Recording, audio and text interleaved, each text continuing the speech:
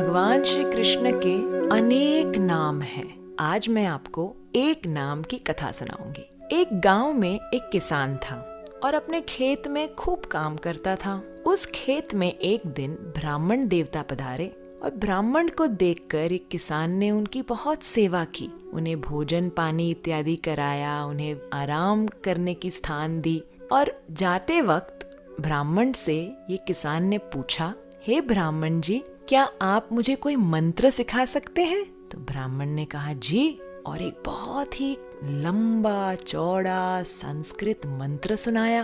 अब ये साधारण सा किसान कहता है, मुझे ये मंत्र नहीं याद होगा, मैं नहीं कह पाऊंगा, बड़ा कठिन मंत्र है ये, कुछ सरल बताइए। तो साधु जी एक और मंत्र सुनाते हैं, वो भी बड़ा ही कॉम्प्लिकेटेड था, टंग ट्विस्टर की तरह, जो बोल ही नहीं पा रहा था किसान। कहता है ये भी बड़ा कठिन है, मुझसे ये मंत्र नहीं बोला जाएगा, कुछ बहुत सिंपल बता दीजिए ना जो मैं कर पाऊं।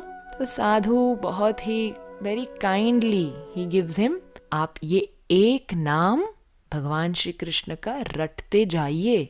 क्या है वो नाम? कृष्ण चंद्र। तो किसान को कह रहा है, बोलो कृष्ण चंद्र, कृष्ण चंद्र। अब जैसे तैसे ये बेचारा किसान कोशिश कर रहा है और कह रहा है कृष्ण चंद्र, कृष्ण चंद्र, अलग अलग तरीके से कोशिश कर रहा है, बड़ी मुश्किल से कह पा रहा है एक शब्द जो भगवान श्री कृष्ण का एक नाम है।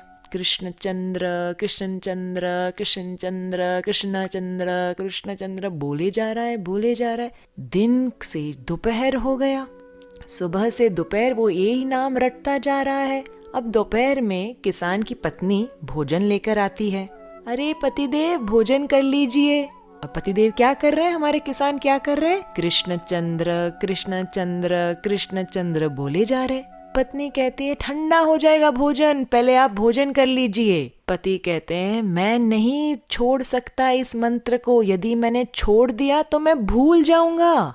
तो पत्नी कहती है okay, I have an idea, आप भोजन पा लीजिए और मंत्र मुझे बता दीजिए, क्या जप रहे हैं आप? मैं जपती रहूंगी, फिर आपका जब भोजन समाप्त हो जाएगा मैं आपको बता दूंगी क्या कहना है। तो किसान अपनी पत्नी को कहता है ठीक है, बोलते रहो कृष्ण चंद्र, कृष्ण चंद्र, कृष्ण चंद्र। पत्नी ने भी हाँ हाँ हाँ ठीक है, मैं बोलती रहूंगी। और वो कहने लगी कृष्ण चंद्र, कृष्ण चंद्र। धीरे धीरे यहाँ चलती गई, वहाँ चलती गई। अरे सखी से बात करने लगी, वहाँ उस ग्वाले से बात करने लगी। अरे बीच बीच में मंत्र भी बोल रही थी। किसान अपना भोजन पा रहा है। जैसे ही भोजन समाप्त हो गया, अपने पत्नी से कहता है चलो मुझे बताओ वो क्या शब्द था जो मुझे जप करना है। तो वो कहती है अरे वो शब्द क्या था, हाँ हाँ हाँ हाँ, फिसल चंद्र, फिसल चंद्र। तो किसान साधारण स्वभाव का, अब वो कहने लग रहा है फिसल चंद्र, फिसल चंद्र, फिसल चंद्र, फिसल चंद्र, फिसल चंद्र। ये सुन के वैकुंठ में बैठे भगवान श्री नारायण को हंसी आ गई।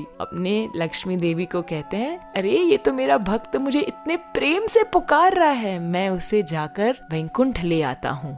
लक्ष्मी जी कहते हैं प्रभु रुकिए रुकिए, आपको सुनाई दे रहा है बराबर वो क्या कह रहा है? वो कह रहा है फिसल चंद्र, फिसल चंद्र। वो आपको नहीं पुकार रहा है, आपका नाम तो कृष्ण चंद्र, कृष्ण चंद्र है। तो भगवान लक्ष्मी जी से कहते हैं अरे ये भी मेरा एक नाम है, तुम्हें पता नहीं? लक्ष्मी जी कहते हैं नहीं। तो भगवान नारायण कहते हैं जब मैं गोकुल में था ना, छोटा सा कन्हैया कृष्णा, तब यशोदा मैया मुझे बहुत सुंदर तैयार करती थी, आभूषण पहनाती थी, सुंदर सुंदर नए वस्त्र पहनाती थी और मुझे भेजती थी ग्वालों के साथ, गैयों के साथ। और मैं दिन भर कभी गोबर में फिसल जाता, कभी यमुना के पानी में फिसल जाता और फिर कभी तो मैं गोपियों के घर के माखन में ही फिसल जाता।